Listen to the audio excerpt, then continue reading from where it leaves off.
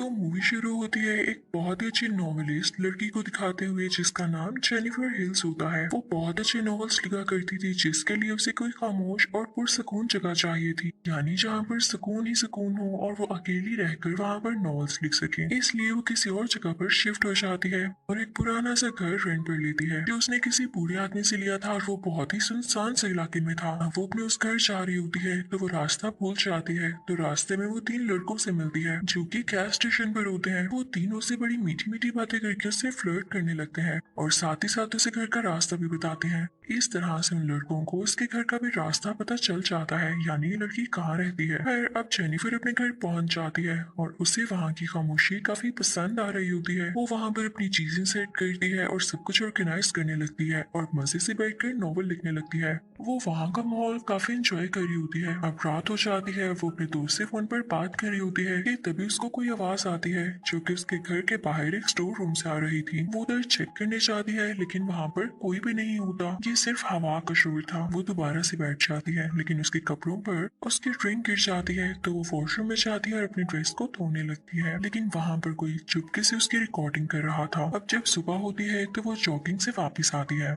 लेकिन रास्ते में उसे एक पुराना सा और टूटा फूटा घर दिखाई देता है। वो इसको देख के काफी हैरान होती है, यहाँ से बाहर आती है और वापस अपने घर की तरफ चल पड़ती है। लेकिन घर आकर जब वो सिंक की तरफ देखती है तो वो खराब हुआ होता है और उसमें से गंदा पानी आ रहा होता है। वो फौरन से प्लम्बर को कॉल करती है। प्लम्बर सिंक को ठीक कर देता है तो जेनिफर उसे थैंक यू कहती है। फिर हम उन्हीं तीन आदमियों को देखते हैं जिसमें से एक का नाम स्टैनली होता है और ये वही था जो उस दिन बाथरूम में जेनिफर की रिकॉर्डिंग कर रहा था। ये रिकॉर्डिंग वो अपने बाकी साथियों को भी दिखाता है। ये बहुत अजीब लड़का था।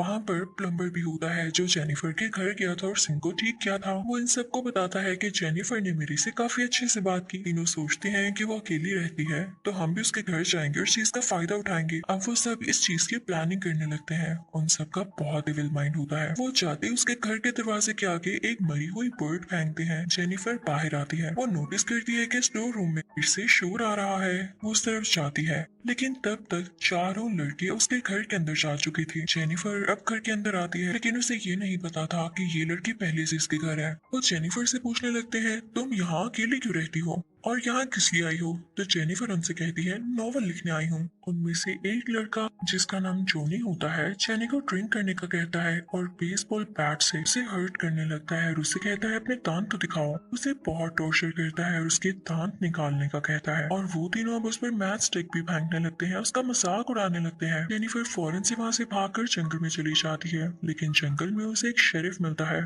शेरिफ के साथ एक और लड़का था, एक और आदमी था। शेरिफ उससे कहता है कि तुम जाओ, मैं जेनिफर के साथ उसके घर जाकर देखता हूँ कि हुआ क्या है। लेकिन यहाँ पे मसला और ज्यादा बढ़ने वाला था क्योंकि शेरिफ भी उन चारों लड़कों के साथ मिला हुआ था। शेरिफ जेनिफर के साथ उसके घर जाता है और घर जाते ही दरवाजे को कुंडी लगा देता है। वो जेनिफर के साथ बहुत स्ट्रेंज बिहेवियर करने लगता है और साथ ही किसी को कॉल करता है और ये कोई और नहीं बल्कि वही चार लोग होते हैं। प्लम्बर आते ही जेनिफर के साथ बुरा सलूक करता है, उसके साथ जबरदस्ती करता है लेकिन जेनिफर फिर भी यहाँ से भाग जाती है लेकिन उसको फिर से पकड़ लिया जाता है और अब की बार शेरिफ को इंक्लूड करते हुए बाकी के चार लोग भी जेनिफर के साथ बुरा काम करते हैं। ये सब बहुत ही बुरे आदमी थे। जेनी की तबीयत बहुत खराब हो जाती है और वो बाहर की तरफ भागती है। भागते भागते वो एक ब्रिज पर पहुंचती है और इन सब के सामने पानी में छलांग लगा देती है। ये सब समझते हैं कि शायद ये अब मर चुकी है तो वो हर एविडेंस रिमूव करने लगते हैं, हर उस प्रूफ को आग लगा देते हैं जिससे ये पकड़े जा सकते थे। ये लोग काफी देर वहाँ खड़े रहते हैं ये ढूंढने के लिए कि क्या वो मरी या कहीं वो भाग तो नहीं गई, लेकिन उनको कुछ नहीं दिखाई देता। तो इनको ये पक्का हो जाता है कि वो अब मर चुकी है तो हम यहाँ से जा सकते हैं। सभी लोग यहाँ से चले जाते हैं और शेरिफ अपने घर जाता है। यहाँ पर हम उसकी बीवी को देखते हैं, साथ ही साथ उसकी बेटी को भी। ये कितना बुरा आदमी था, ये बहुत ही ज्यादा शेमलेस था, इसे अपनी बेटी का भी ख्याल नहीं आया। ये सब लोग बहुत दिन तक जेनिफर को ढूंढते रहते हैं लेकिन कोई न्यूज नहीं पाते, ना ही इनको जेनिफर की बॉडी मिलती है। अब एक दिन प्लम्बर इन सबको बताता है कि उसने जेनिफर की सोल देखी है। उन्हें पता चलता है कि उस टाइम जो इन्होंने रिकॉर्डिंग की थी वो किसी ने चुरा ली है। तो सब गुस्सा हो जाते हैं लेकिन अब इनके साथ वही होने वाला था जैसा ये कर चुके थे, क्योंकि आप जानते हैं टिट फॉर टैट, जैसा करना वैसा भरना।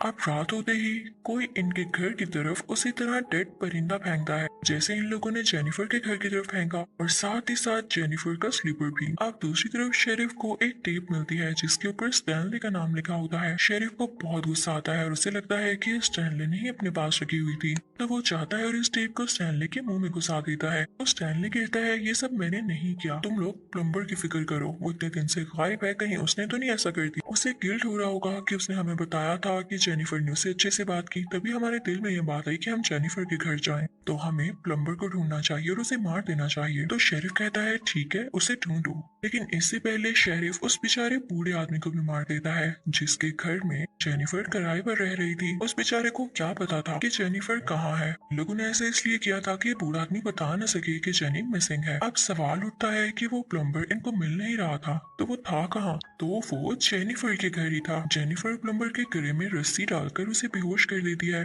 अब दूसरी तरफ स्टैनली के दूसरे साथी को कोई म्यूजिक की आवाज आती है। अब स्टैनली और वो उसका साथी उस जगह की तलाश में जाते हैं और वही स्ट्रेंज और ब्रोकन घर में पहुंच जाते हैं जो कि जेनिफर ने देखा था। स्टैनली और उसका दूसरा साथी अंदर जाते हैं। स्टैनली का दोस्त घर के अंदर जाता है उसके दरवाजे से, जबकि स्टैनली पीछे यानी बैकयार्ड से घर के अंदर जाने की कोशिश करता है जो कि जंगल में से गुजर के था। अब जंगल में जेनिफर सबसे बदला लेने के लिए तैयार थी।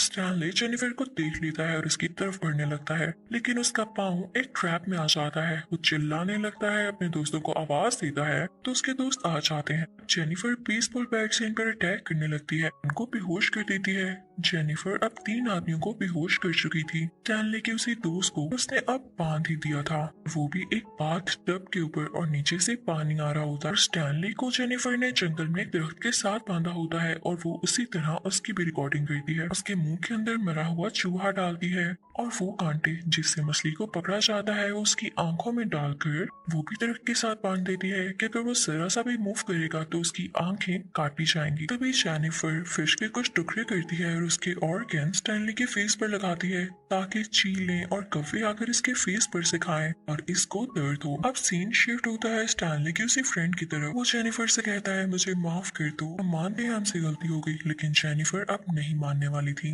वो उसे उसी बाथ टब में डुबकियां लगाती है और उस बाथ टब के पानी में एसिड डाल देती। उस लड़की को इसने जो 2 वुडन स्टिक्स पर लटकाया हुआ था उसमें से पहली वुडन स्टिक निकाल देती है। वो लड़का सीधा पानी में गिरता है, उसकी बॉडी और उसका मुंह जलने लगता है। दूसरी तरफ स्टैनली की हालत भी बहुत बुरी हो रही होती है क्योंकि क्रोज उसके फेस पर से खा रहे थे, तो इस दर्द की वजह से वो मर जाता है और उसे अपना बदला मिल चुका था। अब जेनिफर अच्छे से तैयार होती है और उसे गैस स्टेशन तक जाती है जहाँ पर जोनी उसे देख लेता है और उसकी तरफ बढ़ता है, लेकिन जेनिफर अब की बार काफी ब्रेव हो चुकी थी तो उसके सर पर फायर करती है और उसे बांध देती है, सेम उसी जगह पर जहां उसके साथ ऐसा हुआ, और उसके साथ वैसा ही करती है जैसा इसके साथ किया जाने वाला था। जेनिफर इसके सारे के सारे तान बाहर निकाल देती है और इसके बॉडी पार्ट्स भी काटती है इलेक्ट्रिकल सो के साथ और उसे फोर्स करती है कि तुम इसे ही खाओगे। जेनिफर ने जिनसे बदला लेना था वो प्लम्बर और शेरिफ ही थे। प्लम्बर को तो उसने पहले से ही पकड़ रखा था, तो अब वो शेरिफ के घर जाती है और उसकी बेटी को किडनैप कर लेती है। अब जब शेरिफ अपनी गाड़ी में बैठता है तो जेनिफर उसी की गाड़ी में बैठ जाती है और उस पर फायर करके उसे बेहोश कर देती है।